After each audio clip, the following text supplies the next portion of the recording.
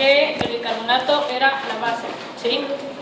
Decíamos que se debía de mantener una relación 20:1, o sea, 20 veces más alta la concentración de bicarbonato que el CO2 acuoso, y que el CO2 acuoso se obtenía por un factor de disolución plasmático según la presión de CO2 que se existiera, ¿sí? que era la que se medía de rutina.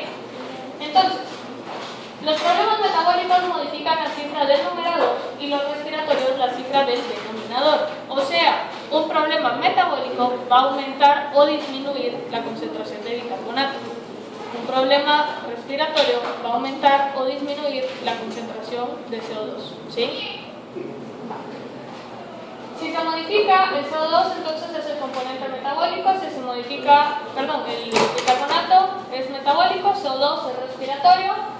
Y hablábamos de que cualquier aumento iba a producir alcalosis y que cualquier disminución iba a producir acidosis. Aumento y disminución de esa proporción. O sea, si la proporción era menor a 20, era acidosis, si era mayor a 20, era alcalosis, y el día de ayer explicamos por qué. ¿Sí? ¿Sí se acuerdan por qué? ¿Sí? ¿No? Bueno, la hemoglobina decíamos que era uno de los tampones principales porque lo que hacía era conectar parte de los otros tampones extracelulares.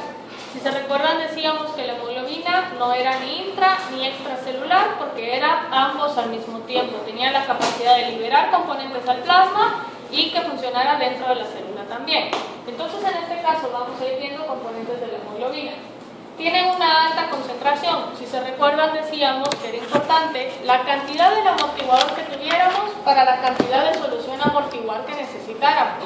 Decíamos que si queríamos amortiguar 5 litros de sangre, no podríamos tener 1 ml de amortiguador. En este caso, la hemoglobina es bien importante porque es el amortiguador más fuerte que tenemos. Más fuerte en el sentido de concentración, en el sentido de cantidad. Porque si tenemos 5 litros de sangre o si tuviéramos 6 litros de sangre, vamos a tener más hemoglobina que si tuviéramos 5 y así sucesivamente. ¿Sí? Quiere decir que la hemoglobina va siendo proporcional al volumen de solución a amortiguar que nosotros queramos.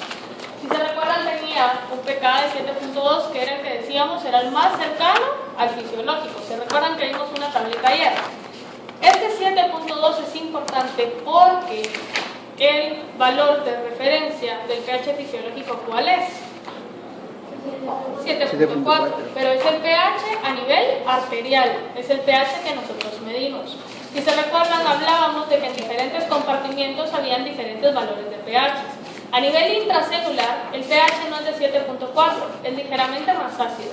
A nivel pulmonar, el pH es ligeramente más alcalino. A nivel intestinal es más alcalino. A nivel gástrico es más ácido y así sucesivamente. Quiere decir que la hemoglobina tiene el tampón o el pK apropiado para servir como tampón a nivel plasmático, ¿sí? Y por eso es que las proteínas tenían 6 punto algo, 6.8, por ejemplo. ¿Por qué? Porque entonces tenían valores que mantienen el pH dentro de la célula, que es ligeramente más ácido, ¿sí? Entonces, la cantidad de CO2 formado en los tejidos periféricos es transportado en plasma como bicarbonato y el protón se adhiere a la hemoglobina dentro del eritrocito. Quiere decir que en este punto la hemoglobina está aceptando como un aceptor de protones, ¿sí? En el tejido, y en el pulmón la hemoglobina va a funcionar como un donador de protones. Entonces, en este caso tiene la capacidad de desplazar los equilibrios en función hacia en dónde esté la concentración. Si estamos en tejidos, en este caso nosotros vemos la producción de protones porque hay un desplazamiento acá de la ecuación hacia la derecha, porque un aumento en la concentración de CO2 producida por la respiración celular va a producir un aumento en la concentración de protones. Esos protones van a protonar a la hemoglobina, que era parte de lo del efecto Bohr que platicábamos ayer. Si se recuerdan, decíamos, el efecto Bohr tenía como función que un aumento de CO2 producía un aumento en protones y lo que hacía era disminuir el pH, ¿sí? Es lo que estamos viendo acá. Para que el pH no disminuya tanto, la hemoglobina lo que hace es adoptar parte de esos protones. ¿Qué pasa con la hemoglobina? Cambia de un estado R a un estado T, donde el estado T ahora es el estado T protonado. ¿Sí se entiende? ¿Qué es lo que se protona en la hemoglobina? El grupo hemo, el hierro, las histidinas. ¿Qué se protona? El hierro. ¿Qué se protona? ¿El hierro se puede protonar?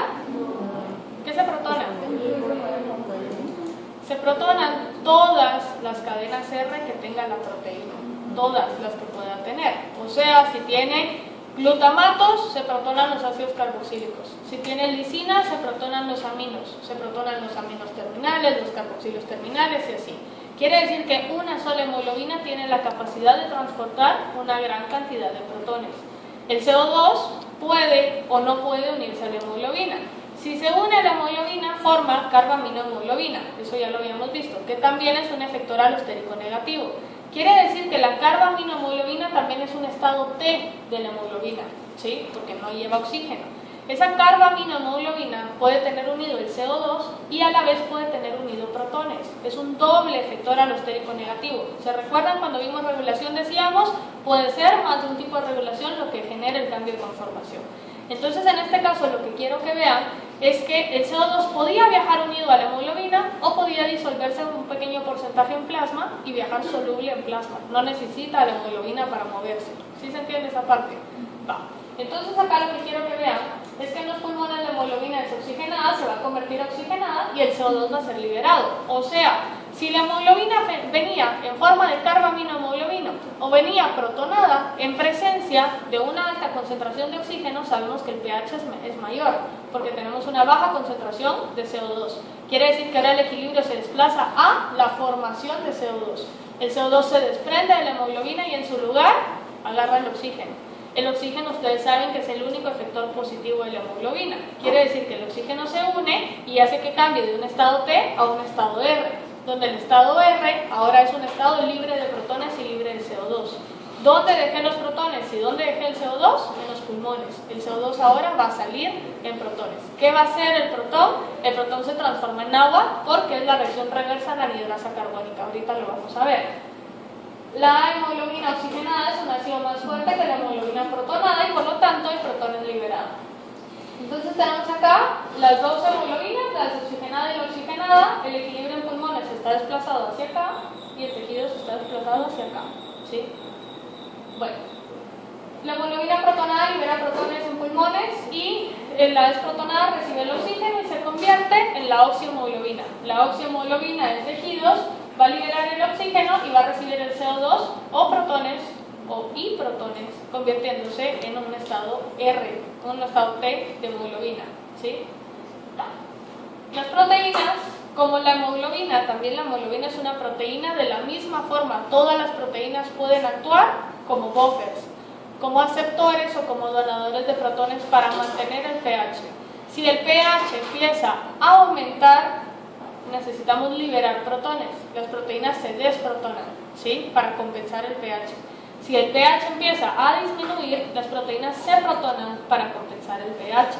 Obviamente, un exceso de protones o un déficit muy grande de protones genera una desprotonación o una protonación más severa, que va a generar un cambio tridimensional mucho más grande, ¿sí? Y ahí sí la proteína puede desnaturalizarse.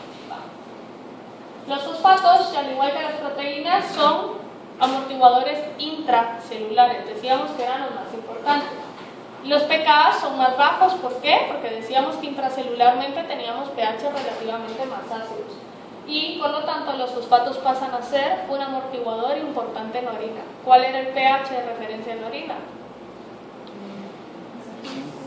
Entre 5 y 6, ¿sí? Entonces si nosotros tenemos un pKa de 6.8 más menos 1 es un 5.8, puede funcionar como buen buffer en orina, ¿sí? Entonces tiene bastante importancia ahí. Va. Ahora vamos con el equilibrio ácido-base. El equilibrio ácido-base, decíamos, era cómo todos los buffers van a interactuar entre sí para mantener el pH a 7.4. Porque si el pH plasmático está bien, dentro de la célula el pH va a estar bien. Porque ya vimos que en procesos de acidosis, alcalosis, hay intercambios de equilibrios electrolíticos, ¿sí? Entonces, tenemos a los tres tapones más importantes acá. ¿Qué tienen en común estos tres? Que actúan fuera de las células, ¿sí? Entonces tenemos acá pulmones, eritrocitos y riñones. Los pulmones entonces controlan el intercambio de CO2 y de oxígeno entre la sangre y el ambiente. Los eritrocitos transportan gases entre pulmones y tejidos y los riñones controlan la concentración de bicarbonato que pueden excretarlo en orina. Entonces, ¿qué quiero que vean? Que el punto de regulación del riñón es sacarlo en orina o retenerlo para que no se vaya en la orina. Que en los pulmones el punto de regulación es el CO2, que pueden sacarlo en la respiración o pueden retenerlo en la respiración. Quiere decir que pulmones controlan CO2 y riñones controlan bicarbonato. ¿Qué pasa con la hemoglobina? La hemoglobina es el intermediario entre uno y otro, porque la hemoglobina es quien lleva a los riñones para que se dé la filtración o quien lleva a los pulmones para que se dé la exhalación, ¿sí? Entonces, en ese punto, lo que quiero que vean es que la hemoglobina va a ser como el mediador entre estos dos campones grandes. Entonces, acá lo tenemos. Estos cuadritos rosados que ustedes ven acá son las células, ¿sí? Quiere decir que esta sería el eritrocito de la membrana celular. Todo lo que ven fuera de acá, estaríamos hablando entonces de lo que estaría presente en plasma. Por ejemplo, todo lo que salga del eritrocito está en plasma, al menos que entre a otra célula. Si entra una célula renal, está entrando el riñón.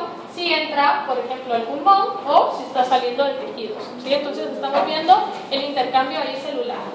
Entonces vamos a empezar acá. Ahí nosotros tenemos el CO2 producido por la respiración, que ya vimos que el CO2 puede producir una alta cantidad de protones, ¿sí? Entonces, ¿qué pasa? El CO2 es liberado. El CO2 podía disolverse en plasma y convertirse a CO2 acuoso sin ser transportado por la hemoglobina, quedó en plasma, ¿sí? O podía el CO2 entrar al eritrocito y en el eritrocito venir y ser convertido a ácido carbónico. Esa conversión a ácido carbónico es en hemoglobina, ¿verdadero o falso? Falso. Es dentro del eritrocito, pero no en la hemoglobina, ¿sí? Entonces, se convierte en ácido carbónico y ¿qué pasa? El CO2 se hidrata y ahora el ácido carbónico puede desplazar el equilibrio a la formación de bicarbonato. Yo formé el bicarbonato y ahora el bicarbonato tiene dos salidas. O sale a plasma o se va a la orina. O pasa a los pulmones para hacer la reacción reversa, ¿sí? Puede estar presente en el eritrocito, puede ser liberado al plasma. ¿De qué va a depender? De la proporción o de la mantención del equilibrio o de esa proporción 20:1 de la que hablábamos hace un rato. En este caso, entonces, sí quiero que vean que los protones pueden entrar al eritrocito, pueden unirse a la hemoglobina o pueden quedar en el eritrocito o pueden difundirse en plasma. Independientemente de lo que pasa, estos protones pueden llegar a nivel de glomérulo. Si los protones llegan a nivel de glomérulo, ustedes saben que se pueden filtrar. Si se filtran, entonces pueden ser excretados. Aparte de ser filtrados, también pueden ser secretados. Y que la secreción lo que hacía era aumentar el nivel de excreción de protones que yo tuviera. ¿De qué depende la cantidad de excreción de protones que tenga? Pues bueno, del pH y de la cantidad de protones que yo quiera quedarme. ¿Sí se entiende esa parte? Va. Luego entonces tenemos acá la hemoglobina. Parte de los protones pueden unirse a la hemoglobina. Si se unen a la hemoglobina, ya dijimos, cadenas R de la hemoglobina se van a protonar. Si se protonan cadenas R de la hemoglobina está cambiando de un estado R a un estado T. ¿El oxígeno dónde quedó? En tejidos, ¿sí? Luego viene la hemoglobina y en pulmones lo que va a hacer es liberar el protón, porque ahora el equilibrio está desplazado hacia el otro lado.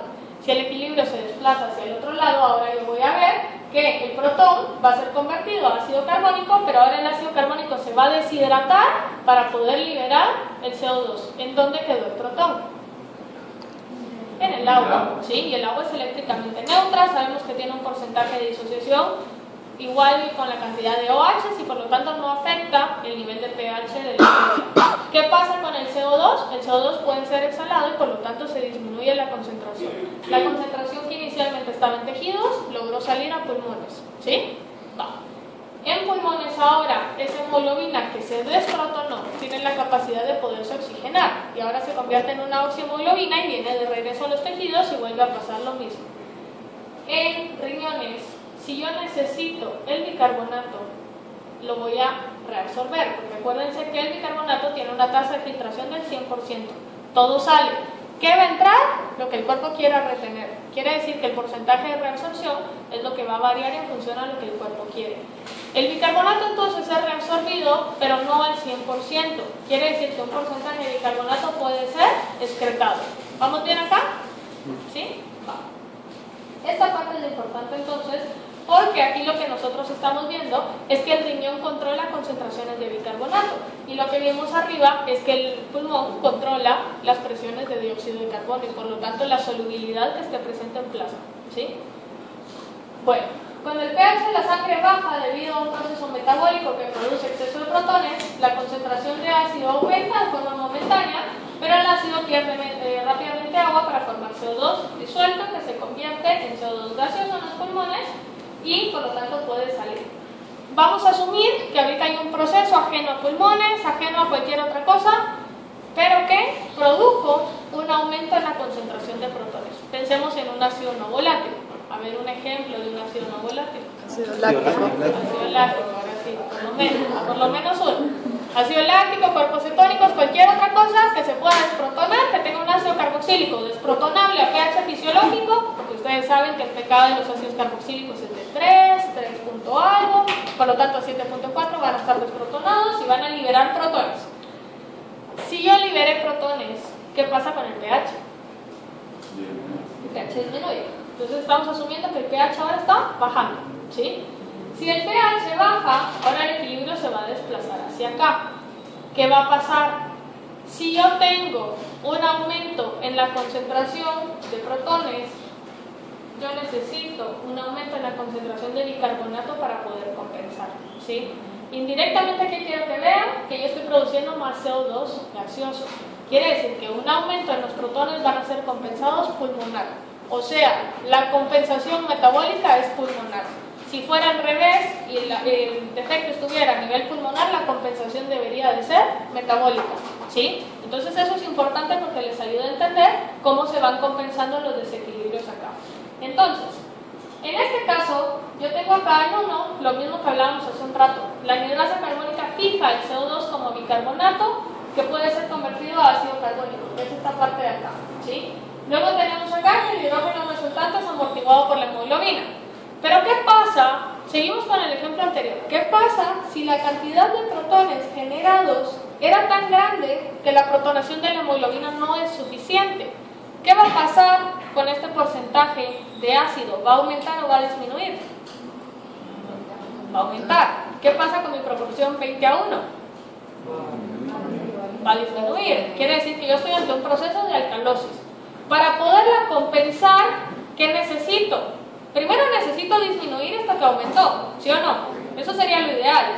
Pero si yo no lo puedo hacer de forma inmediata y yo aumento esta parte de acá, ¿qué pasa con mi proporción 20 a 1? Si esto estaba aumentado y ahora yo aumento este, se va a mantener, ¿sí o no? Voy a tratar de aumentarla a 20 nuevamente. ¿Sí se entiende? Miguel, ¿se entiende? Sí, solo que dijo que a la hora que bajaba era alcalosis, pero no es acidosis, porque el CO2, o sea, hay más CO2. Entonces... Ah, sí es acidosis, perdón. Sí, no me di cuenta, pero sí es acidosis. Va. Regresemos. Relación 20 a 1. 20 bicarbonato, 1 CO2. Si yo aumento CO2, ¿qué va a pasar con la proporción? Va a disminuir, ¿sí? Para poder regresar esa disminución a 20, yo tengo dos opciones. O lo que aumenté lo bajo, o lo que tengo bajo lo aumento, ¿sí? Este es el mecanismo inicial, poder aumentar esta parte de acá. Ese aumento de bicarbonato me va a poder permitir a mí mantener la relación en lo que esto disminuye. ¿Sí se entiende qué vamos a hacer ahorita? ¿Sí? Va. Entonces, ¿qué hace el eritrocito? El ácido carbónico se va a convertir en protones y estos protones los amortigua la hemoglobina. Si la amortiguación de la hemoglobina no es suficiente, el bicarbonato, en lugar de irse a pulmones, ¿qué va a hacer? Va a salir a plasma. Si sale a plasma, yo tenía una concentración de ácido elevado acá y ahora estoy elevando el numerador. Si elevo el numerador, estoy tratando de mantener la relación. ¿Sí se entiende? Si se recuerdan, en la clase de electrolitos decíamos que el bicarbonato se mueve en contratransporte con el cloro. Quiere decir que si el eritrocito está sacando bicarbonato, ¿qué está haciendo con el cloro? Lo está metiendo. ¿Qué pasa con la concentración plasmática del cloro? Disminuye la plasmática. En el eritrocito aumenta, ¿sí?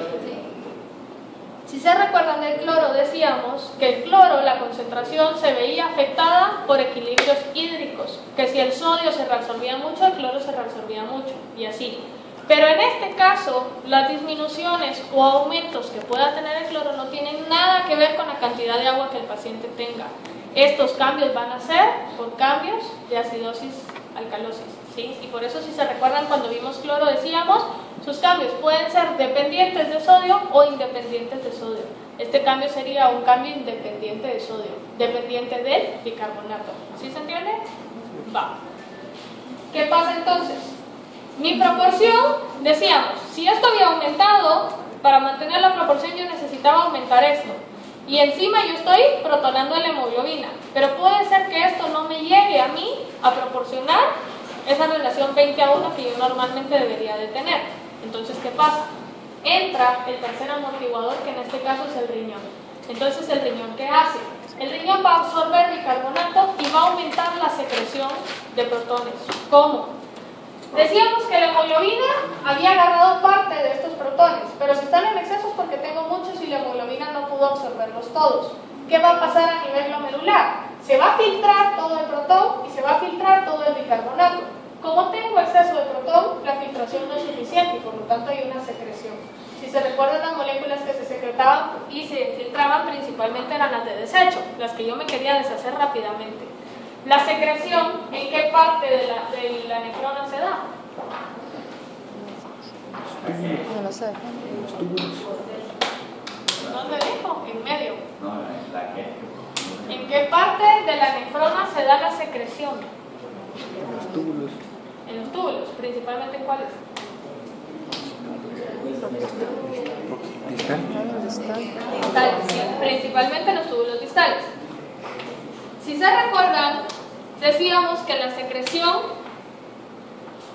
de potasio era un contratransporte con sodio, pero yo les decía, puede ser potasio o puede ser un protón, ¿sí? Quiere decir que en este caso, si hay una excesiva secreción de protones, ¿qué va a pasar con la concentración plasmática de sodio?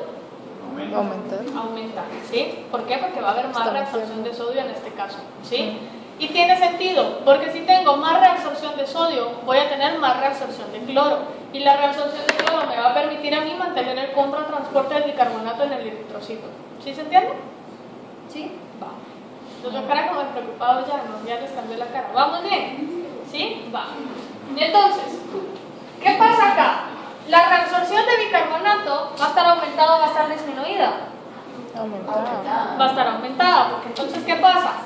Yo tenía, otra vez, relación 20:1, pero yo aumenté este. El mecanismo inicial era aumentar este para tratar de mantener la proporción.